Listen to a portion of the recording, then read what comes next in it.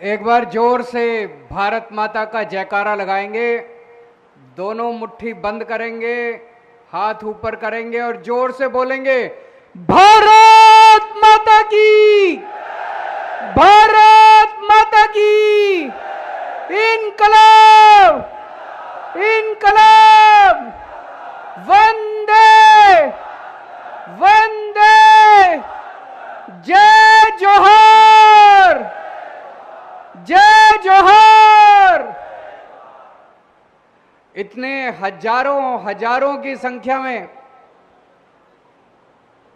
आए हुए आदिवासी समाज के सभी भाइयों बहनों, माताओं, बुजुर्गों, बच्चों, आप सब लोगों को नमस्कार, सब लोगों को मेरा प्रणाम। और खासकर जो टेंट के बाहर पीछे इतनी बारिश में अपने सर के ऊपर कुर्सी लगा के लोग खड़े हुए हैं, मैं तहे दिल से आप लोगों का शुक्रिया अदा करता हूं। इतनी तकलीफ उठा के आप लोगों ने इंतजार किया हमारे आने का, मैं बहुत बहुत आप लोगों का आभारी हूं। वैसे हमारे यहाँ बारिश को बड़ा शुभ माना जाता है, बारिश को बहुत अच्छा माना जाता है। आज की बारिश, इतनी भारी बारिश जो हो रही है, थोड़ी तकलीफ तो हुई, लेकिन ये दिखा रहा है कि भाजपा का जाने का टाइम आ गया है। अब गुजरात के अंदर नई राजनीति होगी, नई पार्टी आएगी, नए चेहरे होंगे, नई क्रांति होगी। गुजरात के अंदर बदलाव शुरू होगा। 27 साल से जो ये लोग लूट रहे थे, खसोट रहे थे, अब इसको बंद करने का टाइम आ गया। आ गया कि नहीं आ गया है? अभी थोड़े दिन पहले लट्ठा कांड हुआ, सुना आप लोगों ने? किस किस ने सुना लट्ठा कांड के बारे में? कई लोगों की मौत हो गई, जहरीली शराब पीने से कई लोगों की मौत हो गई, कई लोग अस्पताल में भर्ती हुए, भावनगर के जिला अस्पताल में। उनकी हालत बड़ी गंभीर थी, जिंदगी मौत से जूझ रहे थे। मुझे पता चला, मैं दिल्ली से आया, भावनगर गया अस्पताल में उनसे मिलने के लिए। उनसे मैंने बात की, पता चला, मैंने कहा क्या क्या हुआ था? उन्होंने बताया कि शराब बेचने वाला आया था। तो मैंने कहा कि शराब छुप छुप के बेचते हैं क्या? बोले नहीं सर, रोज आते हैं शराब बेचने, खुलेआम बेचते हैं। खुलेआम बिकती है क्या शराब? आप लोगों से पूछना चाहता हूं, गुजरात में खुलेआम शराब बिकती है क्या? बोले खुलेआम बेचते हैं। हमने शराब पी और उस दिन हमारे साथ ये हो गया। मुझे बहुत दुख हुआ, बहुत गरीब लोग थे, बहुत गरीब लोग थे, बहुत दुख हुआ मुझे। लेकिन दोस्तों, मुझे ज्यादा दुख इस बात का हुआ कि गुजरात के मुख्यमंत्री भूपेंद्र भाई पटेल उन लोगों से मिलने के लिए अस्पताल नहीं गए। मुझे ज्यादा दुख इस बात का हुआ कि जिन लोगों की मौत हुई, जहरीली शराब पीने से जिन लोगों की मौत हुई, गुजरात के मुख्यमंत्री उनके परिवार के लोगों से मिलने के लिए उनके गांव में नहीं गए। हर चीज में वोट नहीं होती, हर चीज में वोट नहीं देखी जाती, इंसानियत भी तो कुछ होती है। होती है कि नहीं होती है? मैं इंसान हूं, आप इंसान हो। इंसान इंसान के दुख में काम नहीं आएगा तो कब काम आएगा? हमारे पड़ोस में अगर गांव में किसी की मौत हो जाती है, हम जाते हैं कि नहीं जाते उसके मौत में? सब लोग जाते हैं। क्यों जाते हैं? जाने से पहले सोचते हैं मेरे को क्या मिलेगा वहां जाके? हम ये नहीं सोचते। रिश्तेदारी में मौत हो जाती है, दोस्ती में मौत हो जाती है, गांव में मौत, हम सब लोग जाते हैं। आदमी दुख में काम नहीं आएगा तो फिर क्या फायदा? इंसान का जन्म बेकार है। गुजरात के मुख्यमंत्री भूपेंद्र भाई पटेल, गुजरात के लोगों की मौत हो गई, उनसे उनके दुख बांटने के लिए नहीं गए। दिल्ली का मुख्यमंत्री आके उनके पास जा सकता है, गुजरात के मुख्यमंत्री नहीं जा सकता।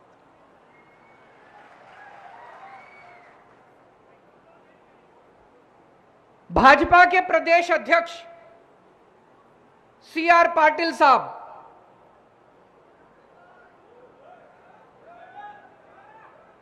वो भी नहीं गए, वो भी किसी से मिलने नहीं गए, अस्पताल में भी नहीं गए, जिन लोगों के घर में मौत हुई थी उनके घर में मिलने के लिए भी नहीं गए। ऐसी पार्टी का क्या फायदा? आप लोगों ने, गुजरात के लोगों ने इतना भारी बहुमत देके इनको 27 साल इनको राज दिया आप लोगों ने, या आपके घर में मौत होने पे आपसे मिलने भी नहीं आते? क्या फायदा इस बात का? उन्हीं को साथ दोस्ती, दोस्त तो वो होता है ना जो दुख में काम आए, होता है कि नहीं होता? सुख में तो सारे काम आते हैं, शादी ब्याह में तो सब आ जाते हैं।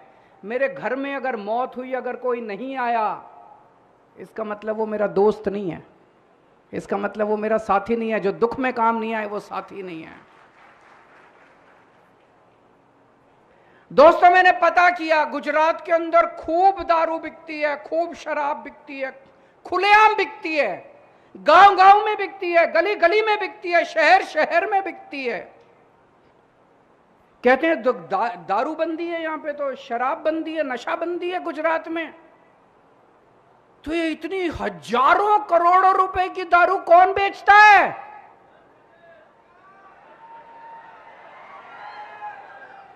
हजारों करोड़ों रुपए की दारू कौन बेचता है? किसका धंधा है ये? कौन पैसे कमाता है इससे?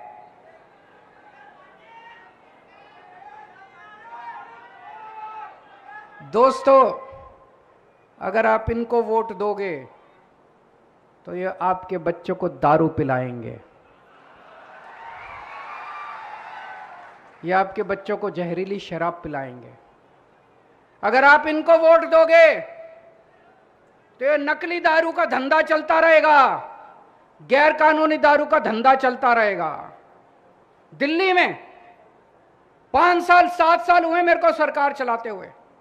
दिल्ली में हमने शानदार स्कूल बना दिए, इतने अच्छे स्कूल, गरीबों के बच्चे, रिक्शे वाले के बच्चे, मजदूर के बच्चे, दलितों के बच्चे अब इंजीनियर बन रहे हैं, डॉक्टर बन रहे हैं, वकील बन रहे हैं, बड़े बड़े बिजनेस आइडिया लेके आ रहे हैं। शानदार शिक्षा मिल रही है, शानदार स्कूल बना दिए, शानदार अस्पताल बना दिए, रोजगार दिए मैंने बच्चों को। आप दिल्ली जाके देखो। इनको वोट दोगे, ये आपके बच्चों को जहरीली शराब दोगे, पिलाएंगे। मुझे वोट दोगे, मैं आपके बच्चों के लिए स्कूल बनाऊंगा, आपके बच्चों को नौकरी दूंगा। अब बदल दो, अब आपके पास मौका है, इस बार बदल दो। अभी तक बीजेपी और कांग्रेस में इल्लू इल्लू चलता था। इल्लू मतलब आई लव यू।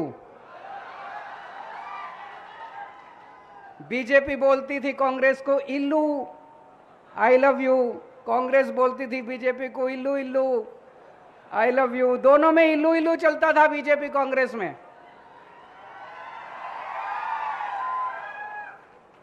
दोनों में इल्लू इल्लू, दोनों खूब ऐश कर रहे थे दोनों मिलके। आप कांग्रेस को वोट देते थे, वो जाके बीजेपी में बैठ जाते थे। अब ये बंद होगा, अब ये नहीं चलेगा, अब ये इल्लू इल्लू की राजनीति नहीं चलेगी। अब ये बंद करनी है इल्लू इल्लू की राजनीति। अब ईमानदारी की राजनीति चलेगी। अब ईमानदार पार्टी आ गई है गुजरात के अंदर, आम आदमी पार्टी आ गई है गुजरात के अंदर। अब ईमानदारी की राजनीति चलेगी, ये बंद करना है। कांग्रेस को वोट देने से कोई फायदा नहीं है। इस बार एक भी वोट कांग्रेस को नहीं पड़ना चाहिए, हर वोट आम आदमी पार्टी को, झाड़ू को पड़ना चाहिए। कांग्रेस में कई नेता तो छोड़ के बीजेपी में चले गए, कई नेता चुनाव के पहले चले जाएंगे। और जो बचेंगे वो सारे चुनाव के बाद चले जाएंगे कांग्रेसी। तो अब कांग्रेस में कुछ नहीं बचा। ये वाला चुनाव सीधे सीधे आम आदमी पार्टी और बीजेपी के बीच में है। आम आदमी पार्टी मतलब ईमानदार पार्टी, आम आदमी पार्टी मतलब देशभक्त पार्टी, नई राजनीति, नए चेहरे, नई सोच, नई उमंग, नई एनर्जी। और भाजपा मतलब जहरीली शराब, भ्रष्टाचार, नकली दारू। आज मैं आपके बीच में आपके मुद्दों के बारे में बात करने आया हूं। मेरे को भाषण वाषण नहीं आता, मेरे को राजनीति करनी भी नहीं आती, मेरे को पॉलिटिक्स नहीं आती, मेरे को काम करना आता है, मेरे को देश के लिए काम करना आता है। मैं भी आम आदमी हूं। आज से 10 साल पहले इस देश में केजरीवाल को कोई नहीं जानता था। एक आम आदमी हूं मैं, इसीलिए मैं एक आम आदमी की समस्या समझता हूं। एक आम आदमी कैसे बड़ी मुश्किल से पैसे कमाता है, अपने बच्चों को पालता है, परिवार को पालता है, महंगाई हो गई है। तो आज मैं आपको कुछ गारंटी दे रहा हूं। गारंटी क्यों दे रहा हूं? गारंटी का क्या मतलब है? ये चुनावी वादा नहीं है। ये लोग भी आएंगे, बीजेपी कांग्रेस वाले भी आएंगे, कहेंगे ये हमारा मैनिफेस्टो, ये घोषणा पत्र, ये हमारा संकल्प पत्र, वो सब झूठे होते हैं। गारंटी मतलब आप टीवी खरीदने जाते हो मार्केट से, टीवी वाला आपको 2 साल की गारंटी देता है कि अगर 2 साल में टीवी खराब हो गया तो वापस। मैं आपको 5 साल की गारंटी दे रहा हूं। अगर हमने काम नहीं किया तो 5 साल के धक्के मार के हमको बाहर निकाल देना, हमको गुजरात में मत घुसने देना अगली बार। और ये केजरीवाल की गारंटी है, टूटती नहीं है कभी, पक्की गारंटी है। एक एक शब्द में सोच के बोलता हूं।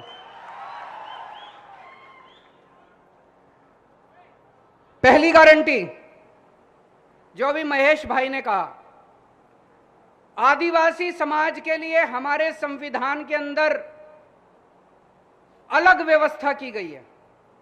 अलग व्यवस्था क्यों की गई है? आदिवासी समाज का संस्कृति अलग है, बहुत गरीब है।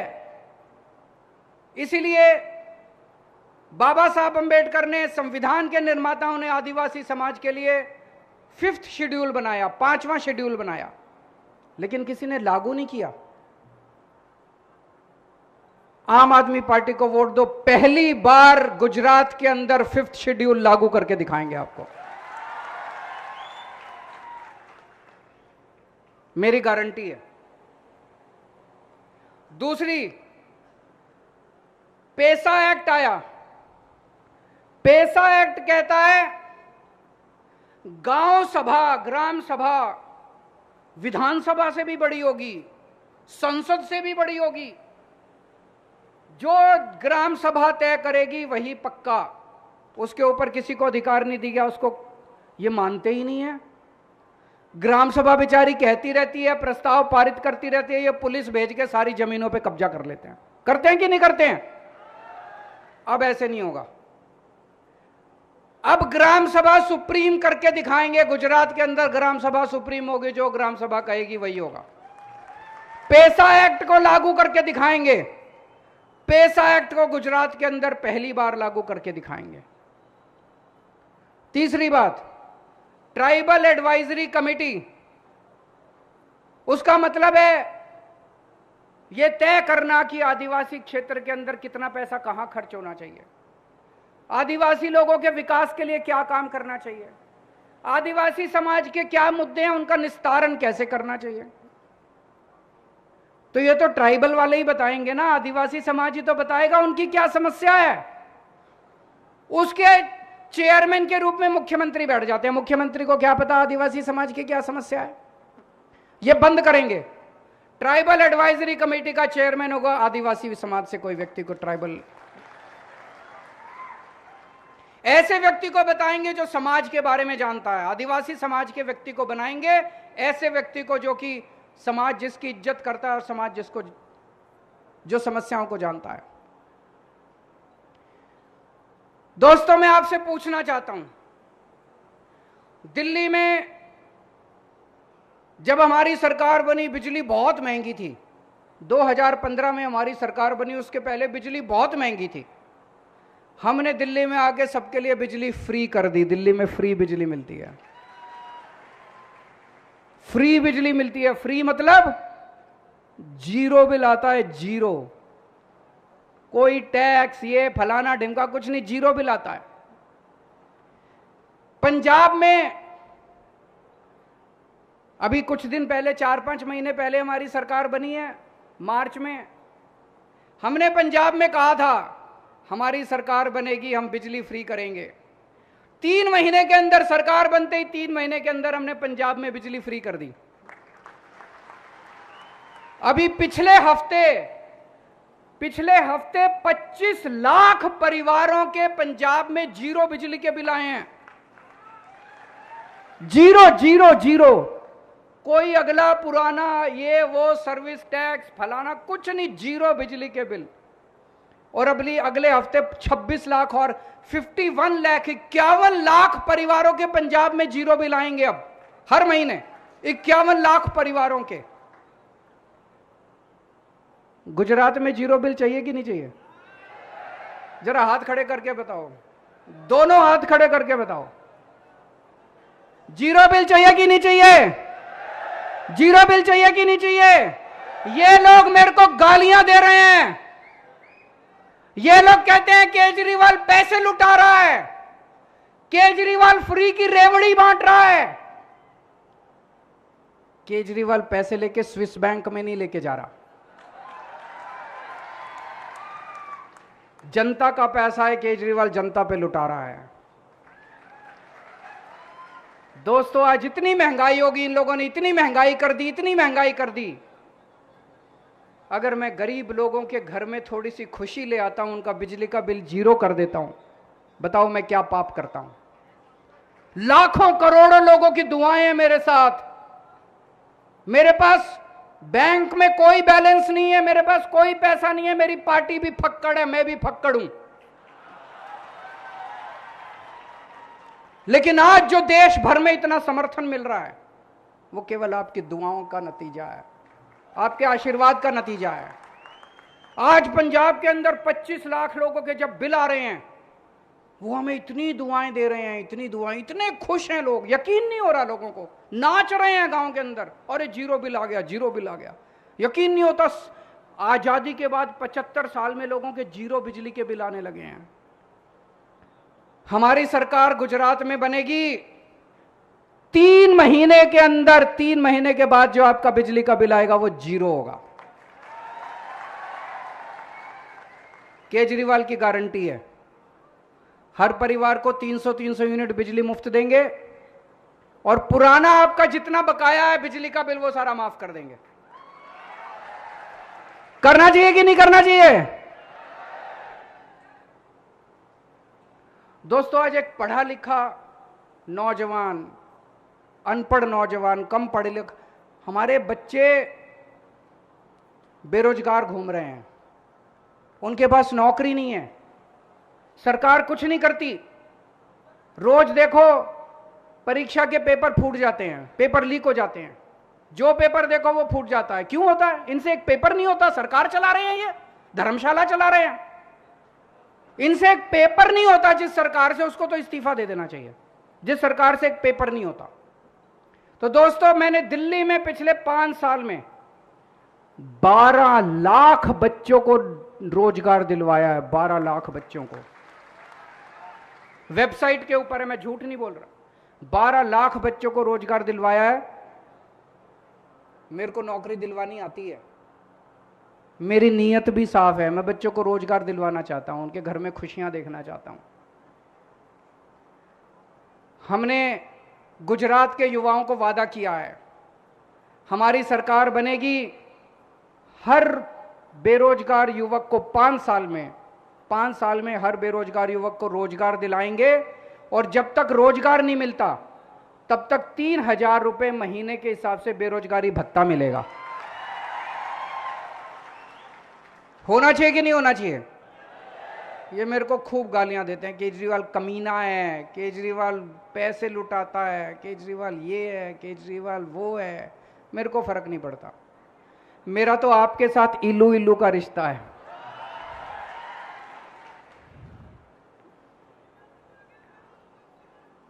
मैंने पूरी प्लानिंग करी है। महेश भाई के साथ बैठ के, गोपाल इटालिया के साथ, ईशुदान भाई के साथ, इंद्रानिल भाई, सबके साथ बैठ के मैंने प्लानिंग करी है। हम आपके लिए 10 लाख सरकारी नौकरियों का इंतजाम करेंगे। 10 लाख सरकारी नौकरियों का इंतजाम करेंगे। उसमें आदिवासी समाज को पूरा हक मिलेगा, उनको पूरा अपना कोटा मिलेगा। इनके बस की बात नहीं है, ये हम ही कर सकते हैं। 10 लाख सरकारी नौकरियों का इंतजाम करेंगे। दिल्ली में हमने स्कूल बहुत अच्छे बनाए। आदिवासी समाज आज पिछड़ा इस वजह से है क्योंकि उनको अच्छी शिक्षा नहीं मिली। मेरी गारंटी है, मैं खुद सुपरवाइज करूंगा, हर गांव में, आदिवासी समाज के हर गांव में एक शानदार, प्राइवेट से भी अच्छा सरकारी स्कूल बनाएंगे हर गांव के अंदर। आपके बच्चों को अच्छी शिक्षा देने की मेरी जिम्मेदारी है। हर गांव में एक अच्छा अस्पताल, अच्छा मोहल्ला क्लिनिक, और जिले के अंदर अच्छा एक अस्पताल बनाएंगे। दिल्ली में हमने बहुत अच्छे अस्पताल बनाए हैं। दिल्ली में हमने बहुत अच्छे सरकारी अस्पताल। दिल्ली में 2 करोड़ लोग रहते हैं। दिल्ली के अंदर मैंने ऐसी व्यवस्था कर दी, सरकारी अस्पताल बहुत अच्छे बना दिए, हर मोहल्ले में एक क्लिनिक खोल दिया, और दिल्ली के 2 करोड़ लोगों के लिए हमने सारा इलाज मुफ्त कर दिया। दवाइयां भी मुफ्त, टेस्ट भी मुफ्त, आपका ऑपरेशन कितना भी महंगे से महंगा ऑपरेशन हो वो भी मुफ्त। आपके लिए भी ये इंतजाम करेंगे, सारा इलाज मुफ्त। आपके लिए अच्छे अस्पताल बनाएंगे। अगर सरकारी अस्पताल में कोई नहीं हो सकता, आपको प्राइवेट से कराना पड़ेगा, वो भी मुफ्त होगा, सरकार उसका पैसा देगी। होना चाहिए कि नहीं होना चाहिए? जितने हमारे आदिवासी समाज के लोग बेघर हैं, जितने बेघर हैं वो सबसे गरीब हैं, उनके घर पे छत, उनके सर पे छत नहीं है, सरकार उनको घर देगी, उनको एक फ्री में घर देगी। जितने आदिवासी समाज के लोग बेघर हैं, और हर गांव को एक पक्की सड़क के साथ जोड़ा जाएगा। ये सारी बातें मैंने छोटू भाई वसावा, महेश भाई से, सबके साथ मिलके हम लोगों ने बनाया है। मंजूर है आप लोगों को? दोस्तों, जैसे मैंने कहा, मैं फक्कड़ आदमी हूं, मेरे पास पैसे नहीं है चुनाव लड़ने के। चुनाव आपको लड़ना पड़ेगा, काम आपको करना पड़ेगा। 3 महीने रह गए। एक एक आदमी को अपने अपने गांव में जाके अब घर घर जाना है और सब लोगों को बोलना है कि एक एक वोट झाड़ू को पड़ना चाहिए। एक एक आदमी, या जितने लोग आए हैं, आज कसम खा के जाएं कि कम से कम एक एक आदमी अगले 3 महीने में 100 लोगों को आम आदमी पार्टी को वोट देने के लिए तैयार करेगा। भारत माता की